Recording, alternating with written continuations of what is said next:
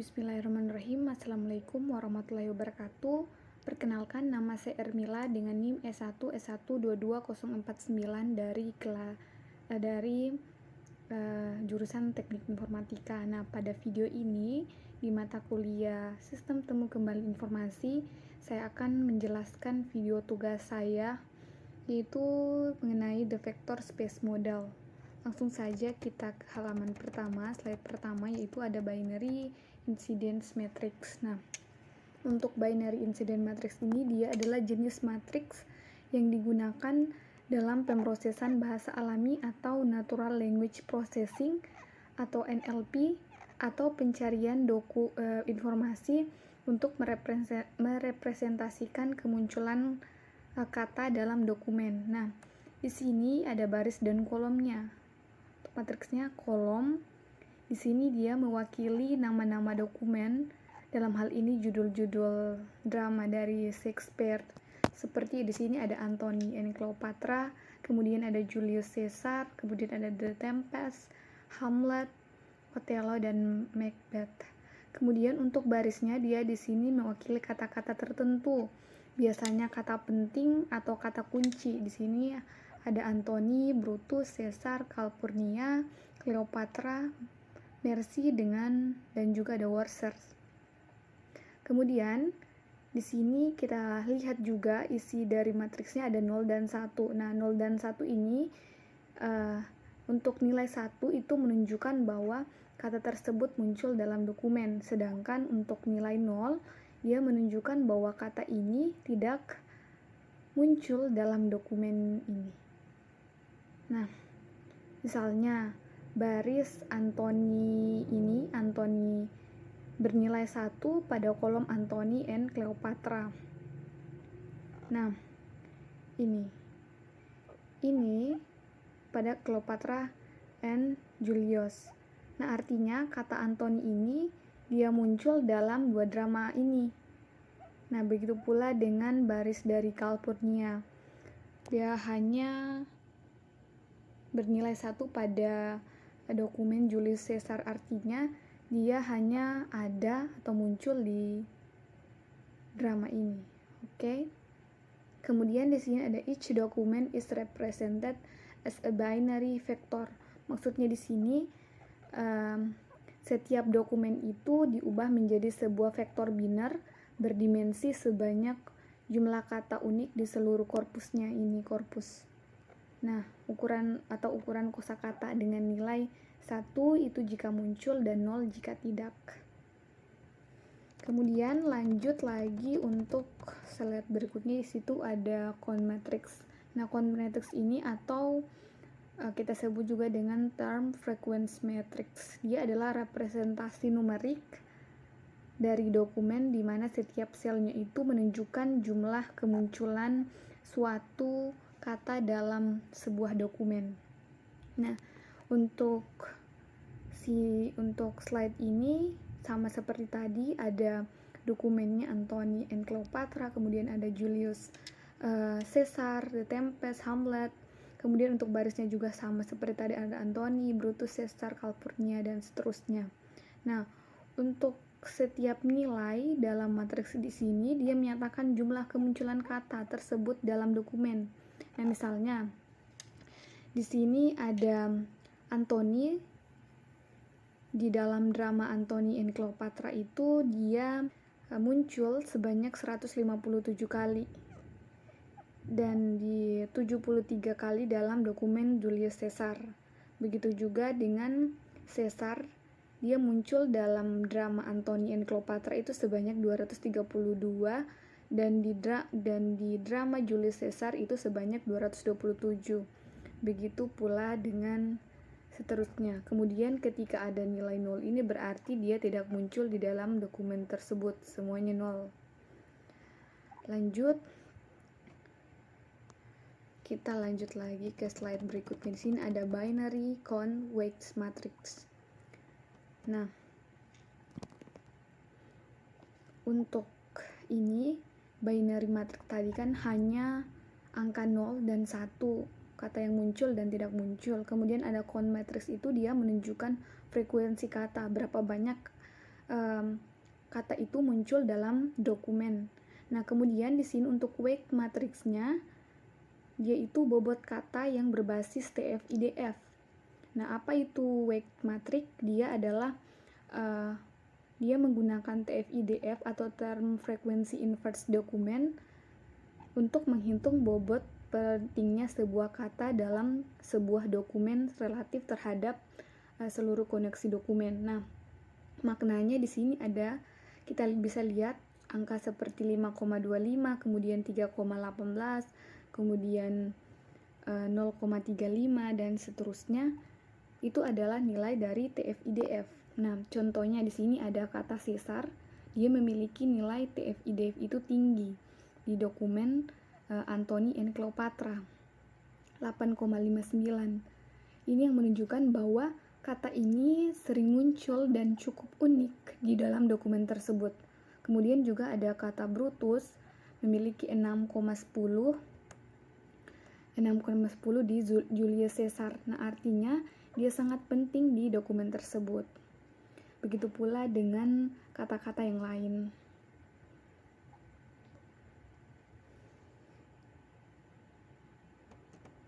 Kemudian kita lanjut lagi ke slide berikutnya, yaitu dokumen as vektor, dokumen sebagai vektor. Nah, di slide ini untuk yang pertama itu each document is now represented as a real value vector of TF-IDF weight. Maksudnya di sini artinya setiap dokumen itu direpresentasikan sebagai vektor bilangan real berdasarkan bobot TF-IDF-nya. Kemudian misalnya ada 1000 kata unik dalam seluruh korpus, maka setiap dokumennya itu adalah vektor berdimensi 1000. Dan di sini juga ada dimensi, kita mempunyai dimensional real vector space, dimensi ruang vektor. Ini yang V ini adalah jumlah kata unik dalam korpus atau vocabulary size-nya. Kemudian kita juga terms are axis of the space, maksudnya setiap kata itu menjadi sumbu atau aksis dalam ruang vektor. Misalnya sumbu X-nya itu ada kata Brutus, kemudian sumbu Y-nya itu ada kata Caesar dan lain sebagainya. Kemudian dokumen are point or vectors in the space. Maksudnya di sini setiap dokumen itu adalah titik atau arah vektor dalam ruang berdimensi banyak tersebut. Jadi kita bisa menghitung jarak antara dokumen, misalnya dengan cosin dan similarity, cosin similarity. Kemudian very high dimensional, tens of million of dimension when you apply this to web search engines. Maksudnya dalam skala besar, misalnya di search engine itu dimensi bisa mencapai puluhan juta kata. Nah, ini yang menyebabkan perhitungan itu jadi kompleks dan memerlukan optimasi khusus. Kemudian each vector is very sparse. Most entries are zero. Karena hanya sebagian kecil kata yang muncul di setiap dokumen, sebagian besar nilainya itu dalam vektor bernilai 0. Hal ini disebut juga dengan sparsity. Contoh kita analogikan itu, bayangkan setiap kata itu sama dengan satu arah sumbu, seperti X, Y, Z hingga jutaan arah. Nah, dokumen itu adalah titik atau arah panah di ruangan itu. Nah, dua dokumen yang mirip akan berada di dekat ruangan itu. Oke, kita lanjut ke slide berikutnya, yaitu ada queries as vector. Kita masuk ke queries as vector. Nah, untuk K idea 1, do the same for queries, represent them as vectors in the high dimensional space. Maksudnya sama seperti dokumen, query juga itu diubah menjadi vektor berdasarkan bobot kata atau TF-IDF ataupun metode lainnya. Nah, artinya pencarian misalnya kayak gunung meletus itu juga ditempatkan dalam ruang vektor yang sama di dalam dokumen itu. Kemudian ada K idea 2, rank dokumen according to their proximity to the query. Nah, tujuan utamanya di sini dia adalah menemukan dokumen yang paling dekat atau relevan dengan query proximity query. Nah, proximity itu sama dengan kemiripan atau similar. Nah, jadi kita akan mengurutkan dokumen dari yang paling mirip atau yang vektornya yang paling dekat ke yang paling jauh dari query. Sini ada proximity sama dengan similarity. Kemiripan tinggi berarti jaraknya kecil. Kemudian ada proximity negative distance. Ini dalam prakteknya sering dihitung menggunakan quotient similarity atau Euclidean distance. Nah, recall, we are doing this because we want to get away from the you are either in or out, feast or famine Boolean model. Nah, kenapa model Boolean ini terlalu kaku? Kenapa metode ini dipilih? Nah, model Boolean ini terlalu kaku atau dokumen hanya relevan atau tidak. Nah, di model vektor kita bisa memberi peringkat atau ranking, jadi tidak hanya ada 0 ataupun 1. Kemudian instead rank relevant dokumen higher dan non-relevant dokumen. Nah, maksudnya di sini tujuannya itu agar dokumen yang paling relevan itu berada di atas hasil pencarian. Nah, ini membuat hasil pencarian itu jadi lebih fleksibel dan akurat. Contoh singkatnya misalnya, kita mencari tulisannya volcan eruption. Nah, query ini diubah menjadi vektor. Nah, dokumen A dan dokumen B itu masing-masing mempunyai vektor. Kemudian kita hitung kedekatannya. Nah, jika A-nya itu lebih mirip atau vektornya lebih dekat ke query, maka A itu ditampilkan lebih tinggi daripada B. Lanjut lagi slide berikutnya, yaitu how do formalize vector space similarity. Nah,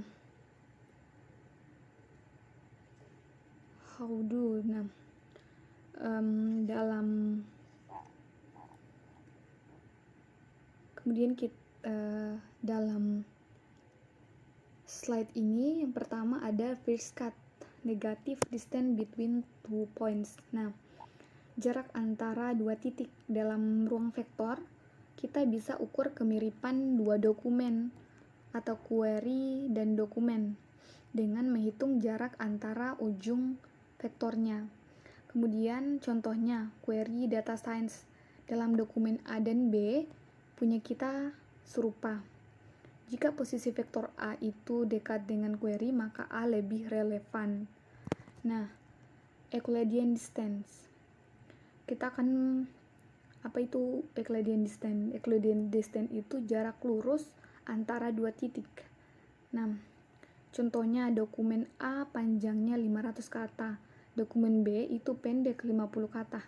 Nah, padahal topiknya sama, tapi A itu terlihat lebih jauh hanya karena itu dia lebih panjangnya tadi 500 kata. Nah, Euclidean distance is a bad idea. Maksudnya di sini Euclidean distance itu ide yang buruk. Nah, kenapa? Karena seperti yang sebutkan tadi, karena Euclidean itu hanya peduli panjang dan posisi vektor. Nah, bisa salah menilai dokumen tidak relevan padahal isinya sama. Ini contohnya tadi, contohnya itu ada query machine learning. Dokumen A itu machine learning is important. Dia pendek katanya. Dan dokumen B itu machine learning is important in many fields like healthcare, finance, bla bla bla. Nah, itu lebih panjang. Nah, karena panjang, Euclidean itu menganggap B lebih jauh padahal isinya mendukung query. Because Euclidean distance is large for vector of different lengths. Nah, masalahnya karena beda panjang vektor. Nah, kalau dua vektor punya area yang sama, tapi panjang beda, Euclidean jaraknya tetap besar. Dia akan salah kaprah. Contohnya, contoh dua vektor. Arah sama-sama bahas topik AI. tapi panjangnya beda. Yang satu ada 10 kata, yang satu ada 100 kata. Euclidean tetap kasih jarak besar, padahal harusnya dianggap mirip.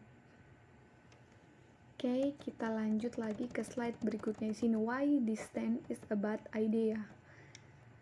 Kenapa? Nah, misalkan kita punya query key dan dokumen D1, D2, dan D3 yang diwakili sebagai vektor di ruang vektor space. Nah, pada grafik ini terlihat bahwa arah vektor Q dan D itu lebih besar. D2 lebih besar. Karena panjang vektor D2 itu lebih panjang dari Q.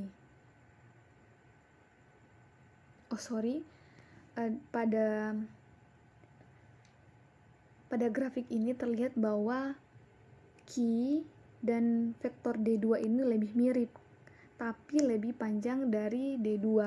Nah, ini menunjukkan bahwa Euclidean distance itu dia tidak memperhitungkan arah, hanya memperhitungkan panjang. Jadi, meskipun distribusi kata dalam Q dan D2 itu sangat sama, itu ada Rishburg, di sini ada Rishburg-Gap-Scrow, atau sangat mirip, jaraknya bisa terlihat jauh. Akibatnya, dokumen relevan bisa terlihat tidak relevan jika hanya mengandalkan Euclidean distance. Maka dari itu, Euclidean distance ini adalah ide yang buruk dalam mengukur kesamaan dalam vector space. Lanjut, use angle instead of distance. Gunakan sudut atau angle daripada jarak atau distance. Nah, rank dokumen according to angle with query. Dokumen-dokumen itu sebaiknya diurutkan berdasarkan sudut antara vektor representasi dokumen dan query, bukan berdasarkan jarak Euclideannya tadi. Kemudian talk experiment, take a document D and append into itself. Call this document D is twice long as D. Nah, misalnya kita ambil sebuah dokumen D, lalu gandakan isinya sehingga menjadi D yang panjangnya 2 kali dari D pertama tadi. Tujuannya untuk menunjukkan bahwa semantically D and D itu have the same content. Meskipun D yang tadi 2 kali lebih panjang, secara makna keduanya tetap identik. Kemudian the angle between the two document is null corresponding to maximal similarity. Nah, sudut antara D dan D yang panjangnya 2 tadi itu adalah 0 derajat, artinya kemiripannya itu maksimal karena arah vektornya itu sama. Even though the Euclidean distance between the two document can be quite large. Nah, namun jika jarak Euclidean antara D dan D yang panjangnya 2 tadi itu bisa besar, karena panjang vektornya D2 itu 2 kali lebih besar. Ini menunjukkan bahwa jarak Euclidean itu tidak mencerminkan kemiripan makna. From angle to cosine. Nah, di sini untuk slide ini, the following two notions are equivalent. Artinya, dua cara ini sebenarnya setara secara matematis dalam mengukur kemiripan antara query dan dokumen. Nah, untuk rank dokumen according to the angle between query and document in decreasing order. Nah, urutkan dokumen berdasarkan sudut antara query dan dokumen secara menurun. Nah, sudut yang lebih kecil itu berarti dokumennya lebih relevan jika kita ingin sudut sekecil mungkin. Kemudian kedua,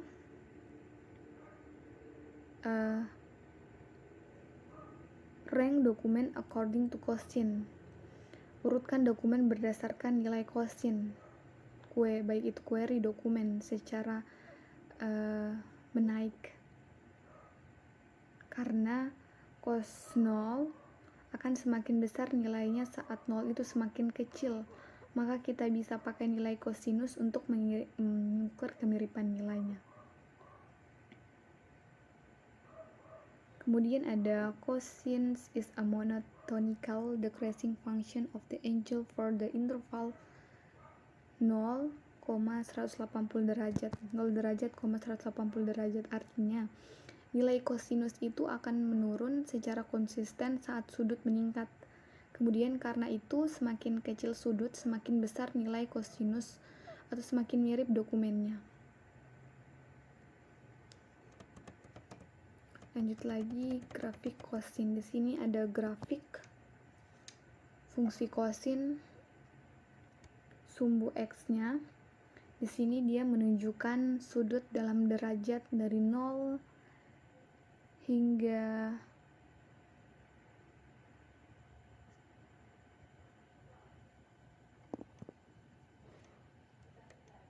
350 di sini. Sumbu y itu menunjukkan nilai fungsi cosines yang bervariasi. Di sini dari minus 3 sampai plus 3.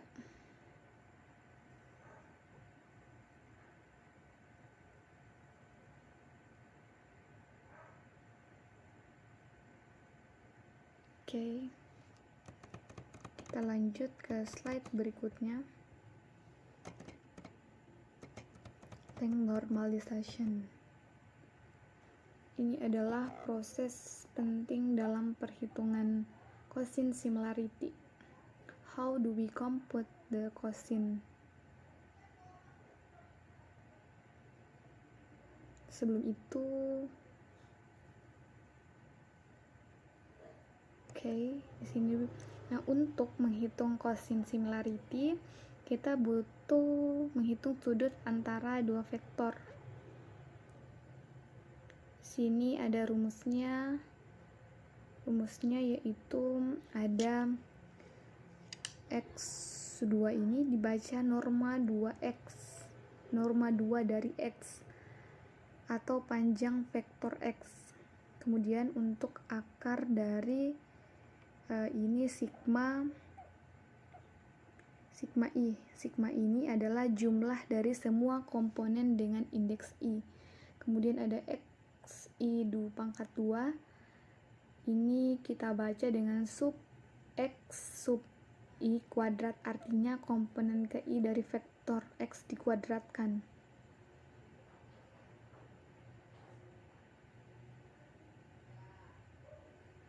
As a result, longer dokumennya ini tanpa normalisasi, dokumen yang panjang atau lebih banyak kata itu bisa tampak relevan hanya karena bobotnya lebih besar. Nah, dengan normalisasi, dokumen pendek dan panjang berada pada skala yang sama, sehingga perhitungan kemiripannya itu jadi adil. Contoh efeknya di sini ada dua dokumen D and D yang 2 kali lebih panjang itu.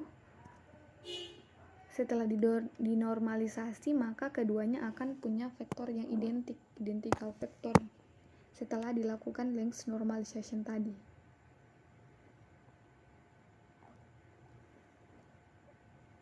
Nah, ini juga menunjukkan bahwa normalisasi itu dia menghilangkan pengaruh panjang dokumen, menjaga fokus pada isi atau topik dokumen, bukan dari jumlah katanya.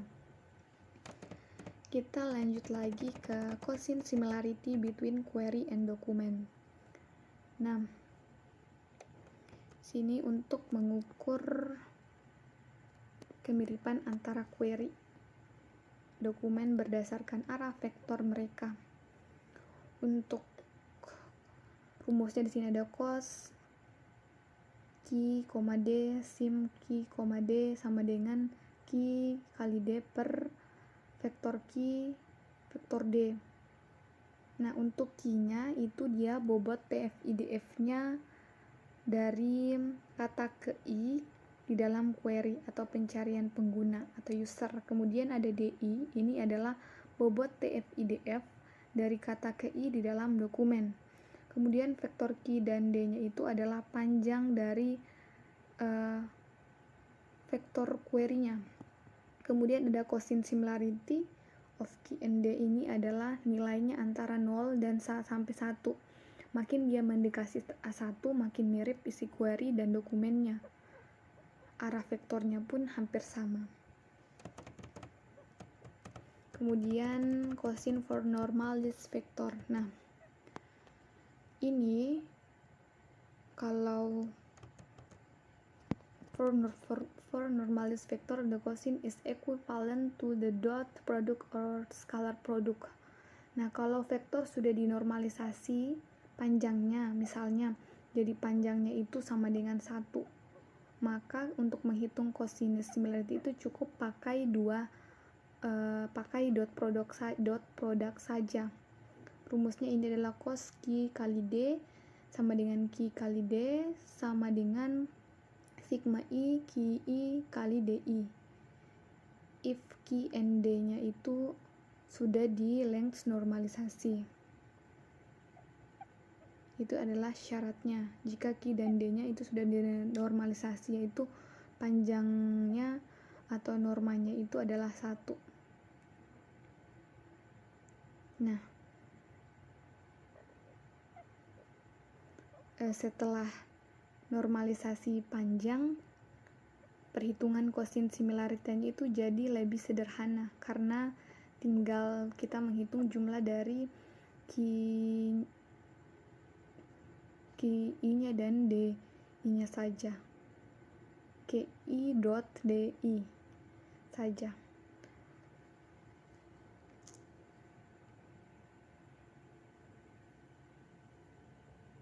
Slide halaman 55. Nah, di sini ada ilustrasi dari cosine similarity. Nah, untuk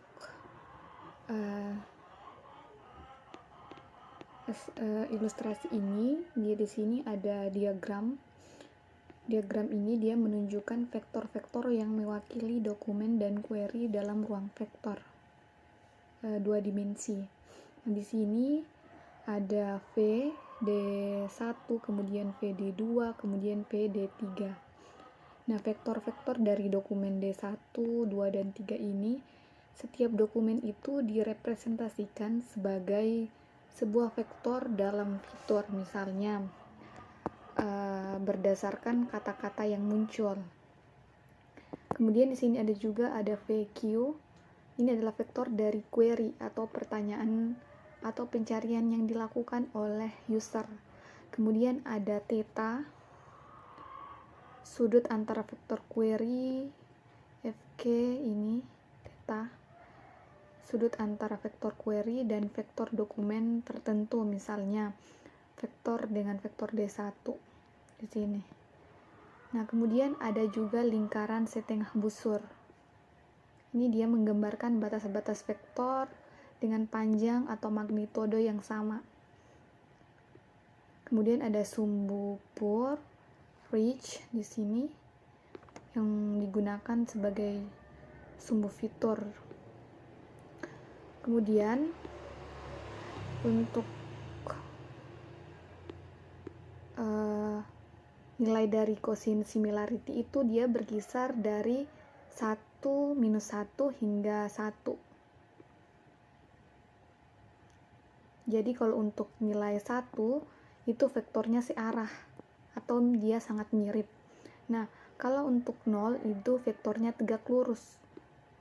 Dia itu tidak mirip sama sekali, dan untuk -1 itu dia vektornya berlawanan arah atau sangat tidak mirip.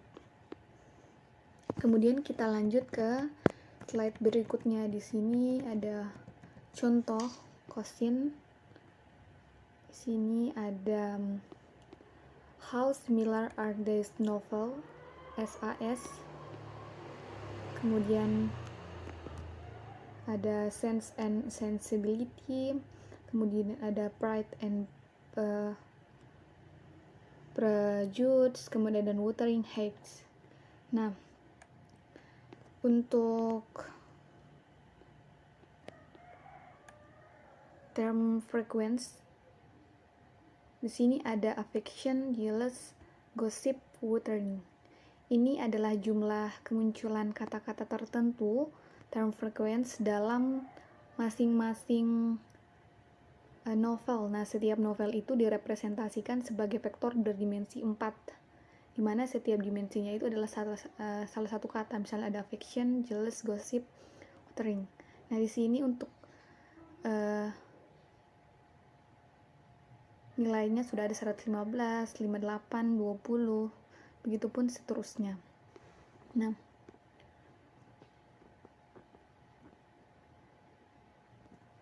untuk SAS dan PAP itu kemungkinan besar punya quotient similarity yang tinggi karena banyak kata yang sama, terutama di affection dan di jealous. Nilainya tinggi.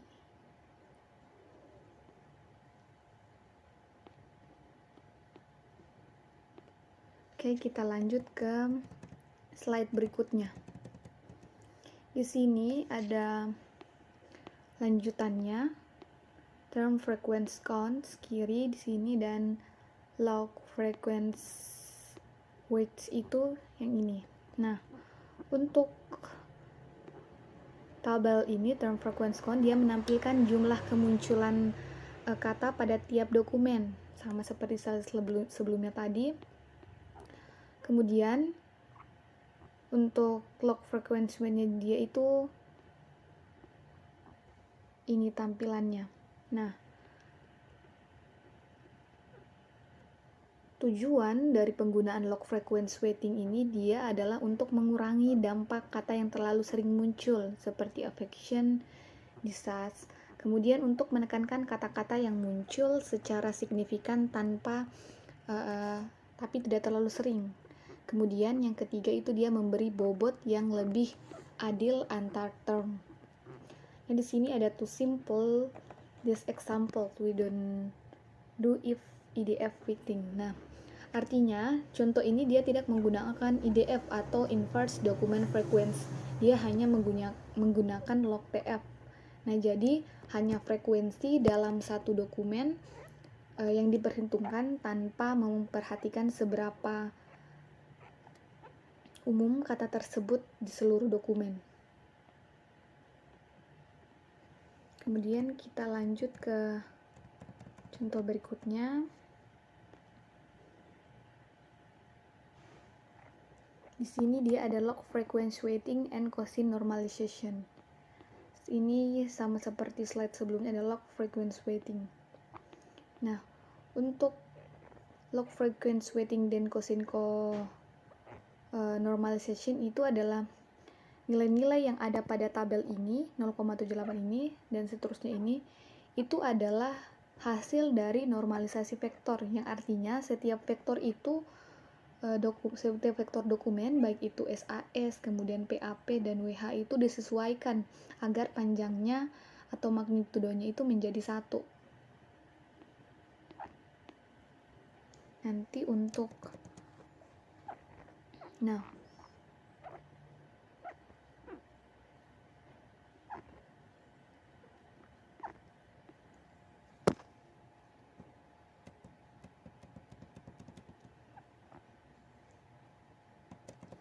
Oke, kita lanjut ke computing the quotient score.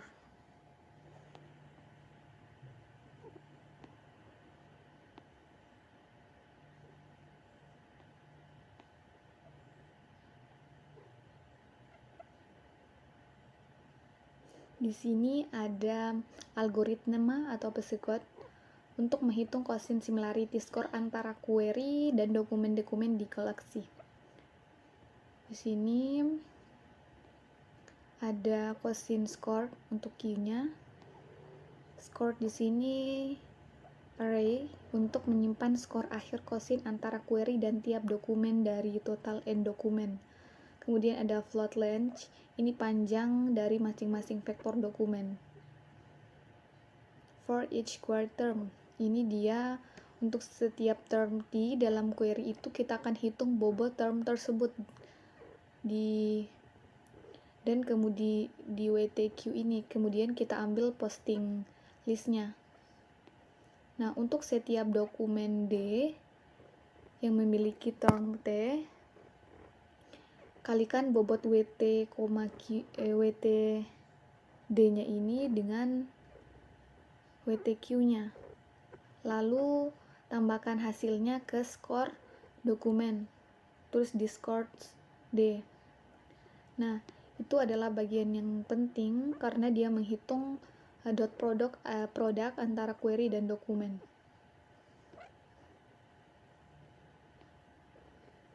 Nah, algoritma ini dia menghitung skor quotient antar query dan semua dokumen yang relevan tanpa menghitung skor ke semua dokumen kosong. Jadi dia efisien. Nah, hanya dokumen yang mengandung term yang sama dengan query yang diproses. Kemudian kita lanjut ke slide berikutnya. Di sini ada tabel di sini kita bisa lihat ada term frequency and natural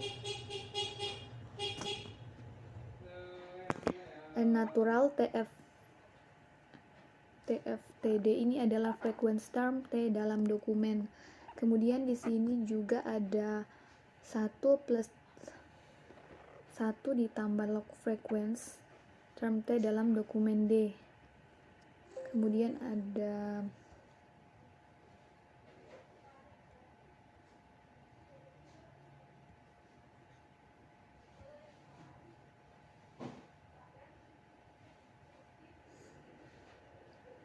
di sini juga ada boolean di sini satu term itu jika term T itu muncul di dalam D, kemudian 0 jika tidak.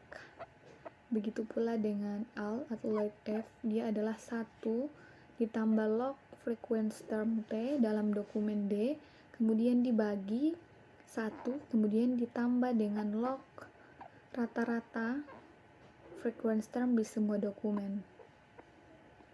Kemudian ada juga ini dokumen frequency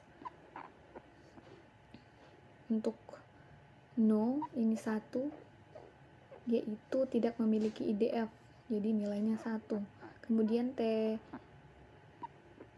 IDF log N per DF ini dia log jumlah total dokumen dibagi jumlah dokumennya. Kemudian ada log probabilitas term T tidak muncul dibandingkan dengan term T muncul, tapi di sini tidak boleh negatif. Kemudian ada normalisasi, di sini ada tanpa normalization. Kemudian ini ada kosin 1 dibagi akar kuadrat dari jumlah kuadrat dari semua bobot term dalam dokumen. Kemudian ada pivoted unique, 1 perpanjang pivoted unique.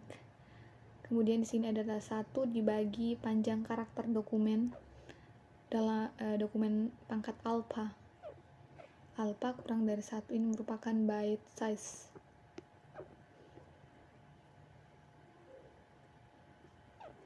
Kemudian lanjut lagi ke IDF example. Nah, untuk di sini we often use different weights for queries and document. Nah, kita sering menggunakan pembobotan yang berbeda antara dokumen dan query karena keduanya itu punya peran yang berbeda dalam pencarian informasi. Nah, notation DDD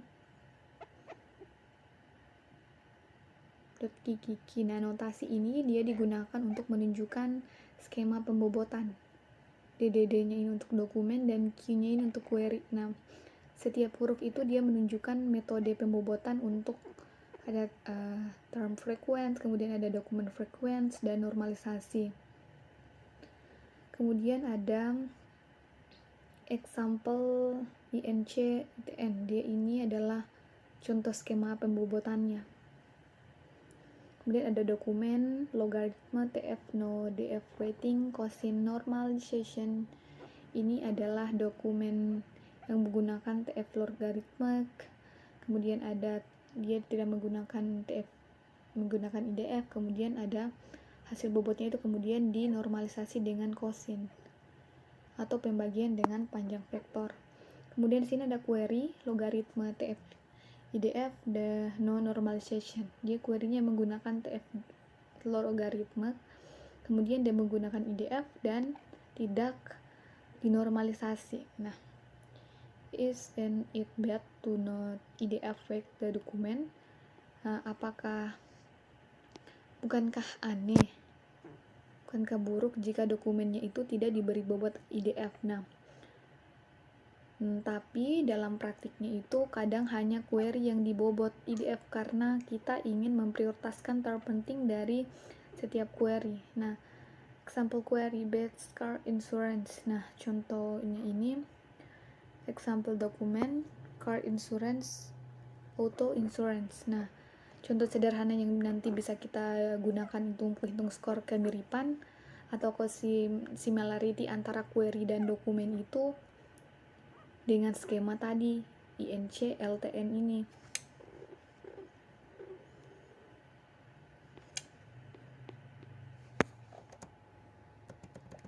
Lanjut lagi ke slide berikutnya. Di sini ada query contoh dari LNC LTN ini. Sini ada query dan dokumennya. Query-nya best car insurance. Kemudian dokumennya di sini car insurance, auto insurance.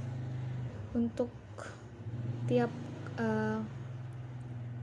kolomnya di sini ada TF raw. Ini adalah frekuensi kata mentah, kata jumlah kemunculannya.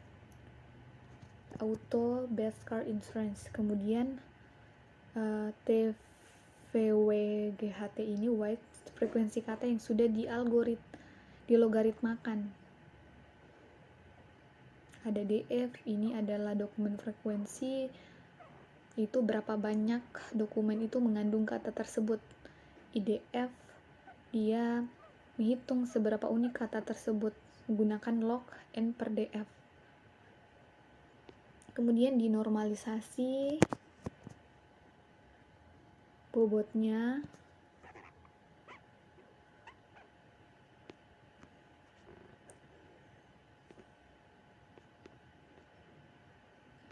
Nanti hasil akhirnya itu jadi 3,08. Ini adalah skor kemiripan antara query dan dokumen berdasarkan metode TF-IDF. Skornya itu lebih tinggi, menunjukkan relevansi yang lebih tinggi antara query dan dokumen. Kemudian kita lanjut lagi ke summary retrieval in the vector space model.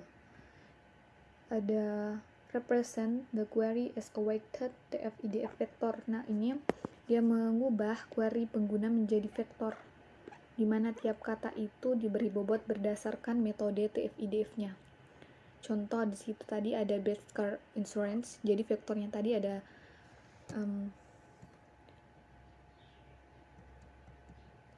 misalnya 1,3, 2,0 dan seterusnya.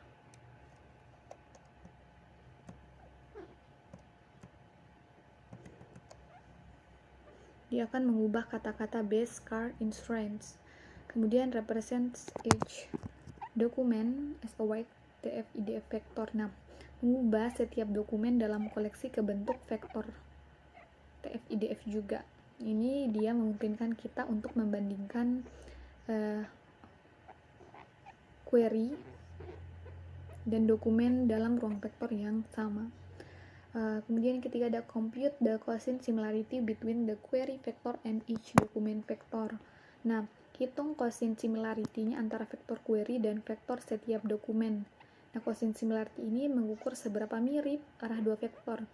Nilainya dia berkisar antara 0 atau tidak mirip hingga 1 yang sangat mirip. Kemudian rank dokumen ranking. Dokumen with respect to the query. Urutkan dokumen berdasarkan skor kemiripan tertinggi dengan query. Kemudian return the top K-nya di sini sampai 10 to the user. Tampilkan K dokumen teratas, misalnya di sini 10, yang paling relevan kepada pengguna. Mungkin itu saja dari saya, kurang dan lebihnya mohon dimaafkan. Billahi taufiq wal hidayah. Wassalamualaikum warahmatullahi wabarakatuh.